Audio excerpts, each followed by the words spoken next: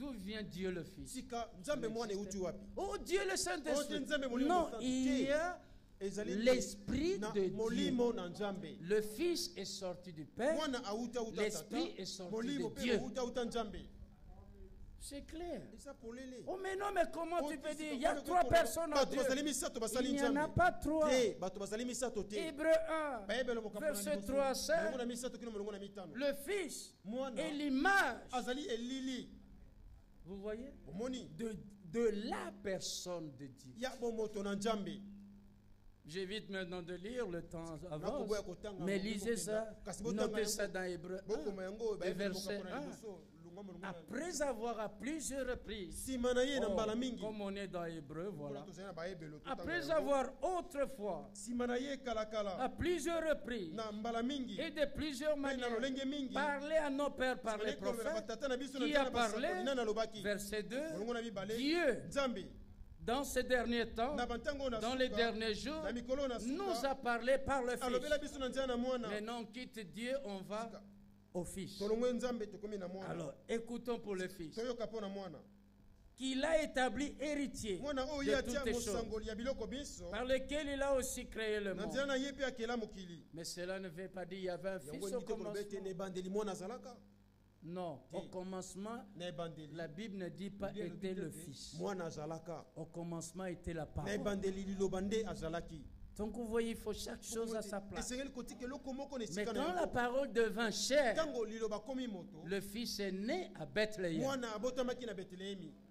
Et ce Fils-là, c'est afin que s'accomplisse ce que Dieu avait dit par Esaïe, la Vierge concevra et enfantera un fils et on l'appellera Emmanuel.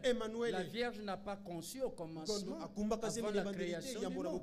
Non, la Vierge a conçu à Nazareth, là en Israël, et alors à Bethléem. Là, il y a eu la naissance de fils. Et on l'appellera Emmanuel. Ce qui signifie... Ah, là c'est important. Le Fils de Dieu avec nous? Non. Emmanuel signifie Dieu avec nous. Donc celui qui était né là, c'est Dieu qui avait dit, je viendrai moi-même. Et je vous sauverai. Et la parole devint chair. Dieu a habité dans un corps.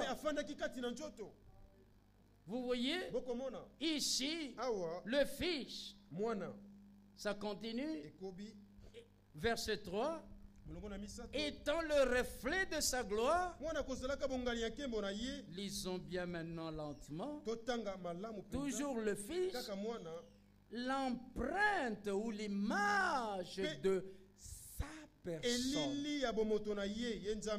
Le Fils, image de la personne de qui? De la personne de Dieu. Parce qu'il est parlé ici de Dieu et du Fils.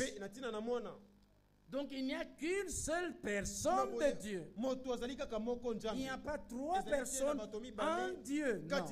Il n'y a qu'une seule personne de Dieu. Mais au commencement, Dieu, au singulier, la personne de Dieu, créa l'homme à son image. C'est qu'il avait une image. La parole, son corps spirituel. Vous voyez? Mais plus tard, la parole devint chair. On voit le Fils. Le Fils. Image de la personne de Dieu. C'est ça Colossiens 1, verset 15. Il est l'image du Dieu visible, pas d'une personne de Dieu invisible. Alors la personne de Dieu visible est l'image de Dieu. Ça c'est la philosophie. Mais que personne ne fasse de vous sa proie par la philosophie. Colossiens 2. Ici, il n'y a qu'une seule personne de Dieu. Parfois, je me pose la question. Mais d'où est venu que c'est le chiffre 3 qu'on a retenu? Alors j'ai dit, alors on doit avoir fait comme quand nous étions enfants. On veut faire un choix. Non.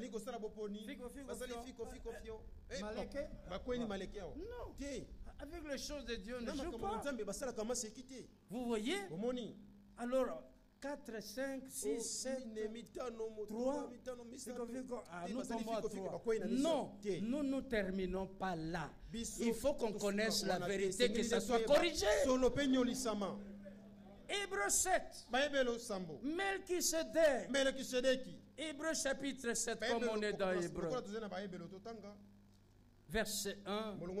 En effet, ce Melchisedec, roi de Salem, sacrificateur du Dieu très haut, qui alla au devant d'Abraham lorsqu'il revenait de la défaite des rois, qui le bénit et à qui Abraham donna la dîme de tout, qui est d'abord roi de justice, d'après la signification de son nom. Ensuite, roi de Salem, c'est-à-dire roi de paix.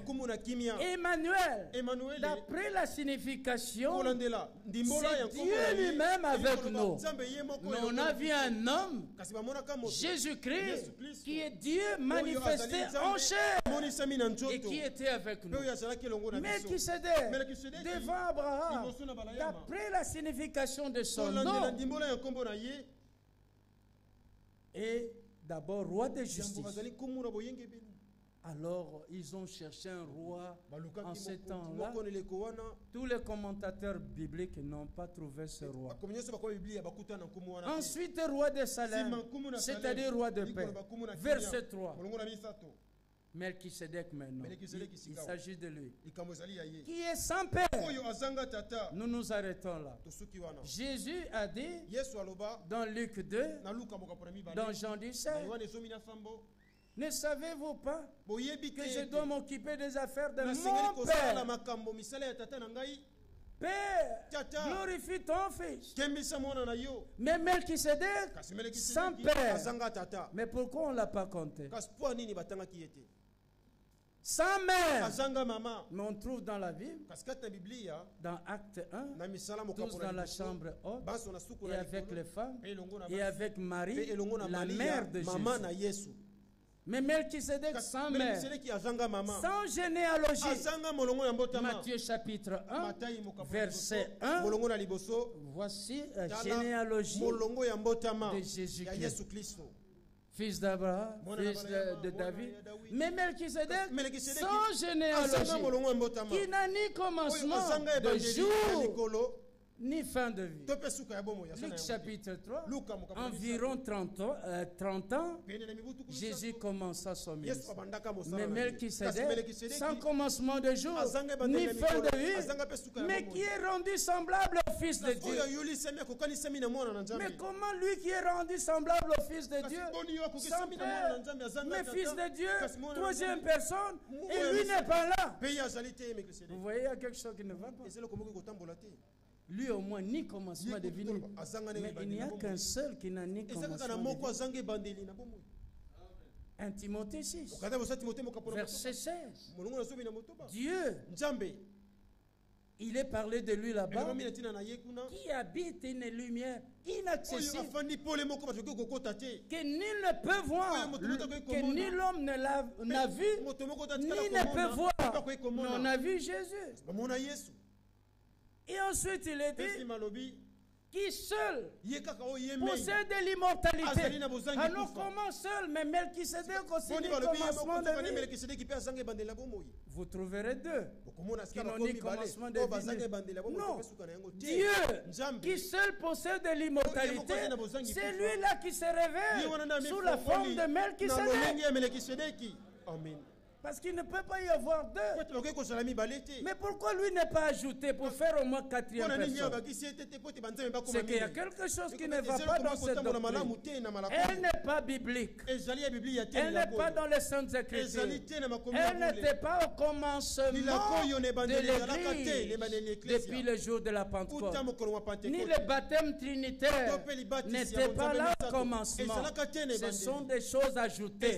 Mais maintenant, dans l'église, nous retournons à l'enseignement de 12 apôtres. Amen. À ceux qui étaient au commencement, celui qui croit aujourd'hui, on dit tu as cru, fais-tu baptiser dans le nom du Seigneur Jésus-Christ.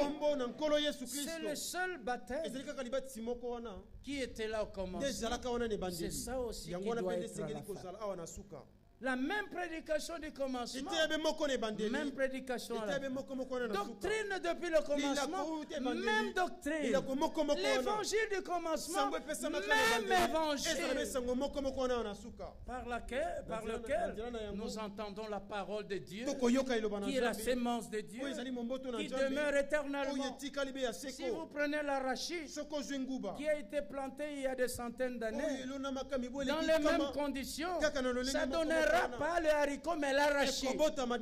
Si nous prenons et nous prêchons le même évangile qui est la sémence de Dieu, ici à la fin, malgré le temps qui est passé, nous aurons le même résultat dans l'Église. Et c'est à quoi nous soupirons, parce que par la grâce de Dieu, 1 Thessaloniciens 2:13, la parole que nous vous avons fait entendre et que nous vous faisons entendre, nous faisons entendre, vous l'avez reçu, vous le recevez, la recevez telle qu'elle est véritablement la parole de Dieu, la sémence de Dieu qui agit en vous qui croyez. Ça doit donner le même résultat. Voilà pourquoi nous ne prêchons pas les interprétations. Fini le temps où nous les hommes, nous parlions de la parole de Dieu. Les temps sont si sérieux.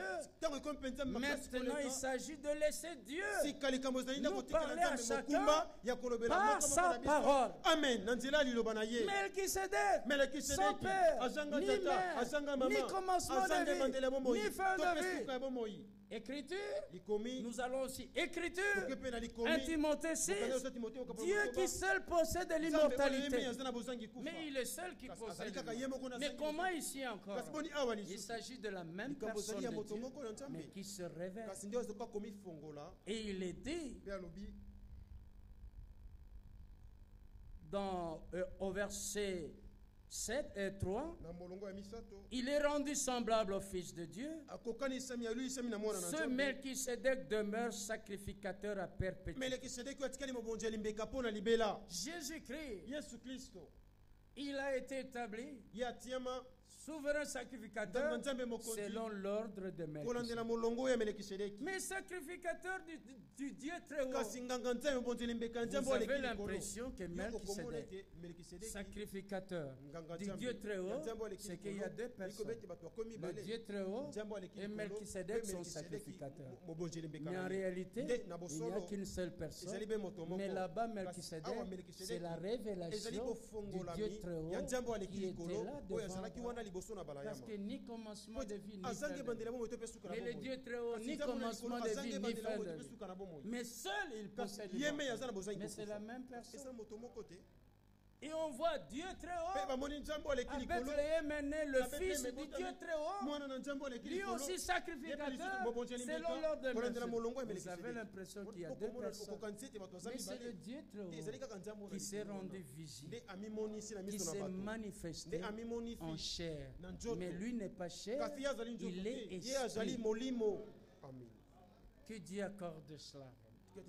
Les désirs de mon cœur. Ce ne sont pas trois personnes différentes ayant la même puissance.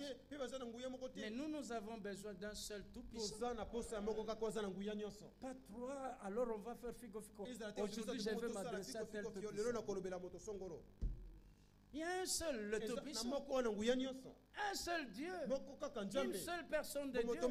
Mais révélé comme Père dans le ciel. C'est pourquoi nous prions. Notre Père qui est dans le ciel. Toi le très haut. Mais sur la terre, révélé dans le Fils. Jésus-Christ. Mais la même personne. Mais une révélation différent. Et ensuite dans l'église, dans beaucoup de rachetés, sous la forme du Saint-Esprit, la même personne, mais sous une autre forme. Bon, s'il y avait Melchisédek, on va placer où? Ce sont des révélations. Melchisedec, on le place simplement au temps d'Abraham, sacrificateur de Dieu très haut, mais rendu semblable au Fils. Là maintenant, il y a souverain sacrificateur, Jésus-Christ. Donc vous voyez dans ces choses, quand on ne fait pas suffisamment attention, on va dans les interprétations particulières. Donc, il s'agit de Dieu qui a fait un pont vers nous. Par Jésus-Christ, nous sommes devenus fils et filles de Dieu, sortis de lui.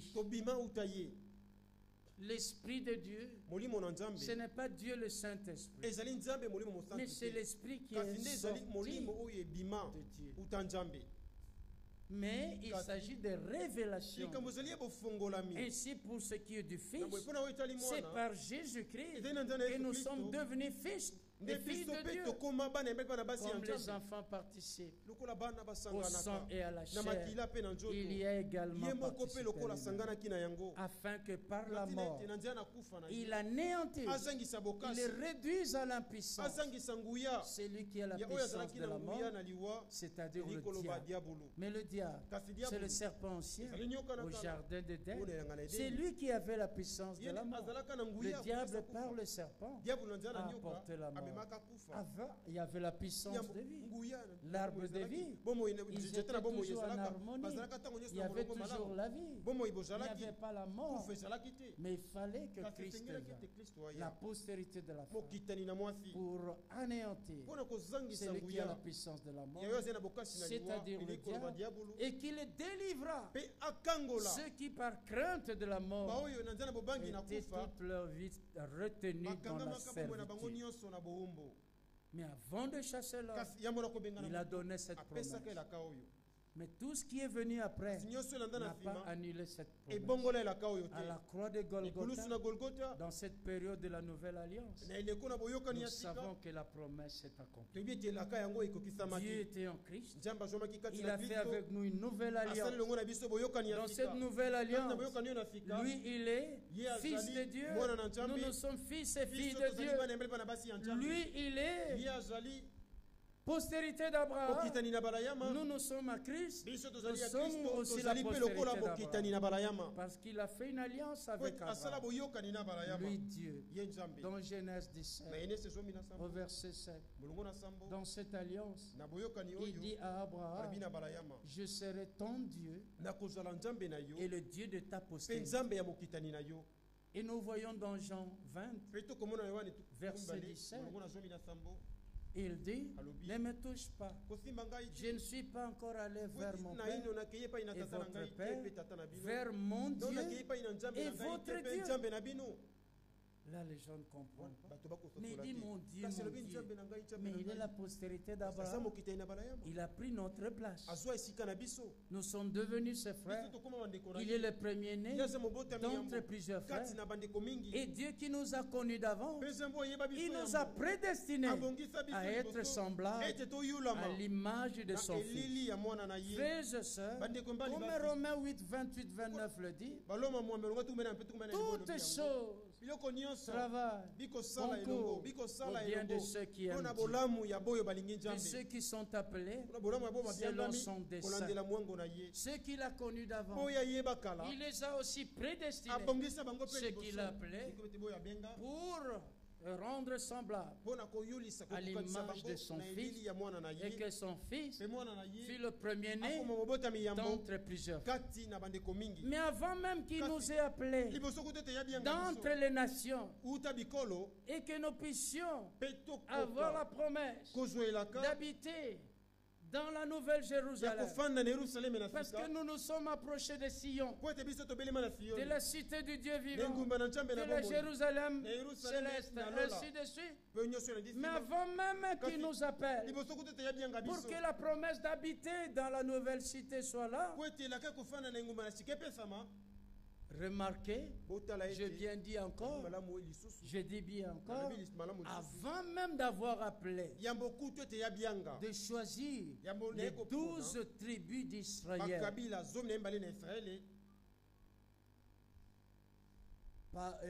au travers d'Abraham, de l'alliance avec Abraham, Jacob. Souvenons-nous toujours, chaque fois que Dieu fait alliance, c'est toujours établi sur promesse.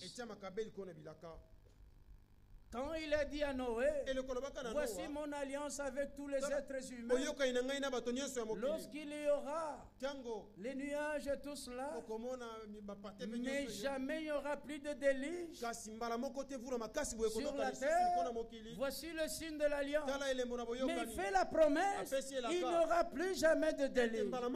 Même si tu entends la pluie, vraiment, je ne sais pas ici, mais hier, du côté Matete-Limete, j'ai vu qu'il y a eu une pluie terrible.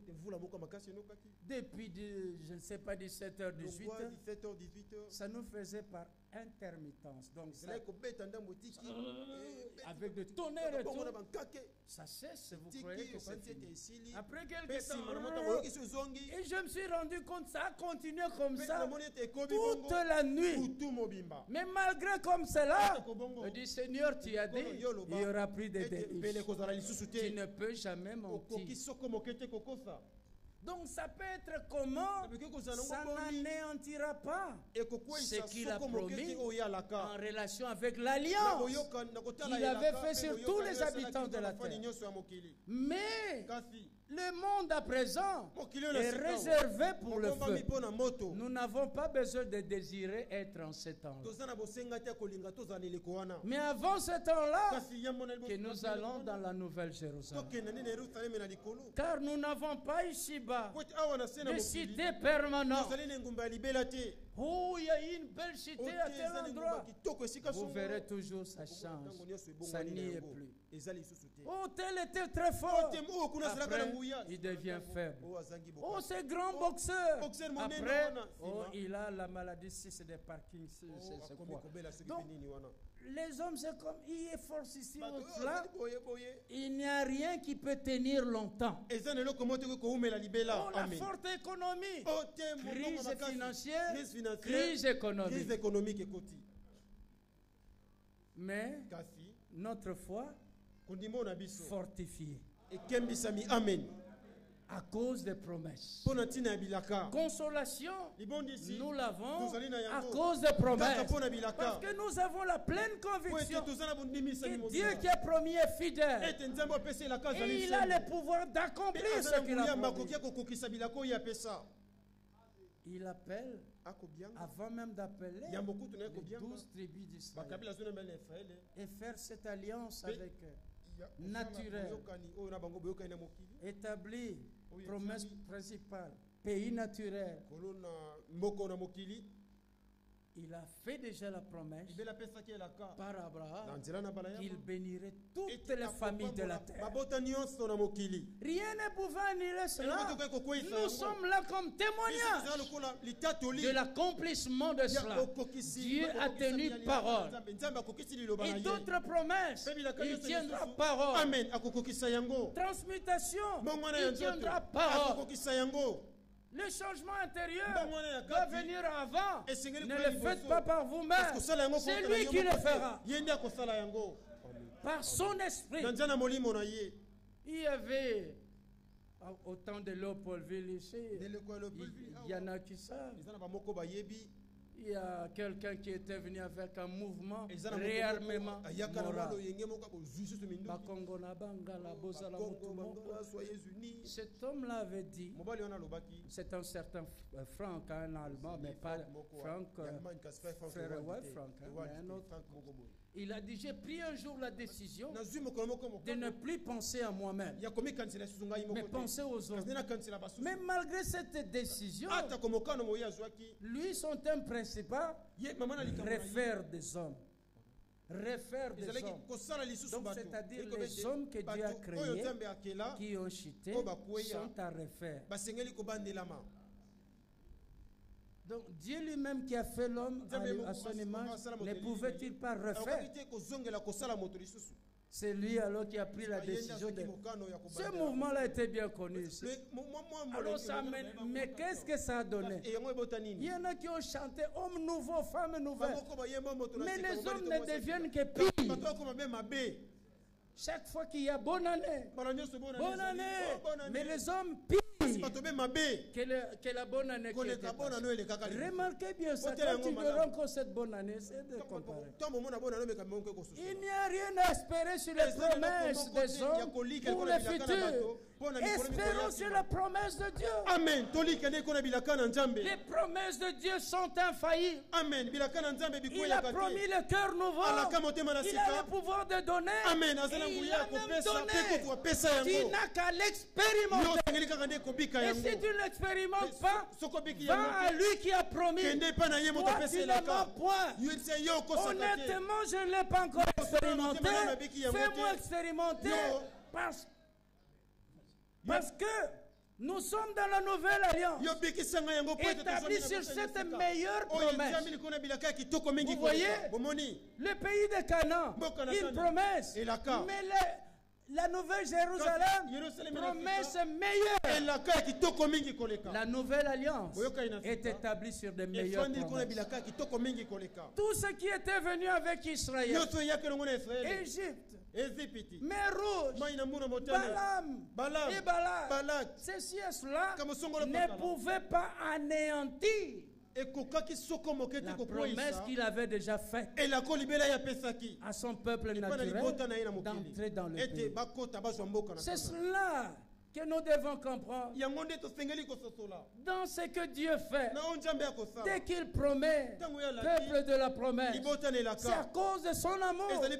Il nous connaissait à l'avance. Comme avec Abraham, il nous a donné des promesses. Tout ce que nous voyons après, souvenons-nous toujours, ça ne peut pas rendre ces promesses vaines. Qu'importe ce que les hommes peuvent dire, Dieu va tenir sa promesse. Amen. Il a dit que le renouvellement intérieur, c'est par son esprit. Titre 3. Alors, ne cherchons pas par nous-mêmes. Comme réarmement moral, je vais me refaire. Je vais me changer. En tout cas, à partir d'aujourd'hui, je ne ferai plus. N'ose pas. Parce qu'avant même que tu aies quitté le péché, tu étais en plein dedans. Mais il t'a aimé. Il a accompli la promesse de te sauver. Il y a déjà 2000 ans passés à la croix de Golgotha. Où étais-tu pour maintenant dire, je vais tourner une nouvelle page? Il y a déjà même. En tout cas, c'est une nouvelle année. Nouvelle chaise à la maison. Nouvel appareil de ceci. Moi-même aussi, je dois me changer. Non, changer au moins le mobilier. Mais toi, laisse Dieu te changer. Parce que tu n'y arriveras pas. Mais tu es dans la nouvelle alliance, établie sur les meilleures promesses. Hébreu dit cela. Alors va réclamer ces promesses dans la foi. Crois que Dieu ne ment point. Il a promis à Israël, mais ils étaient entrés dans le pays. Il a promis le cœur nouveau, un nouvel esprit. Il veut me changer avant de changer le corps. Le même qui va changer le corps, c'est lui que maintenant nous devons aller à lui, qu'il change l'intérieur, qu'il est renouvelé. Si quelqu'un est en Christ, il est une nouvelle créature. Les choses anciennes sont passées. Voici toutes choses sont devenues nouvelles. Mais qui fait toutes choses nouvelles? Mais c'est Dieu. Alors il est écrit de Corinthiens 7, tout cela est l'œuvre de Dieu. Amen. Si je connais de qui est l'œuvre, ce n'est pas moi. Et pourquoi je dois me tracasser moi-même? Je connais de qui doit être l'œuvre. C'est son œuvre. Et lui, il est parfait. C'est que ce et qu'il fera parfait celui qui a commencé en vous. Cette bonne œuvre la rendra parfaite pour le jour de Jésus. Ayons confiance en Dieu. Dieu est sans limite. Personne ne peut l'empêcher s'il veut faire quelque chose. Confions-nous à lui sans limite aussi, car rien n'est impossible. Les cieux et les cieux ne peuvent pas le contenir. Donc il n'a pas de limite. On ne peut pas le borner. Mais comment la confiance à mettre en lui, on va limiter. Alors, je vois dans ceci, Dieu peut faire. Mais là, je doute. Alléluia, plus de doute. Alléluia, mon fardeau est enlevé. Oh, mais je ne vois pas où est-ce que c'est amené. Ce n'est pas ton problème. Crois.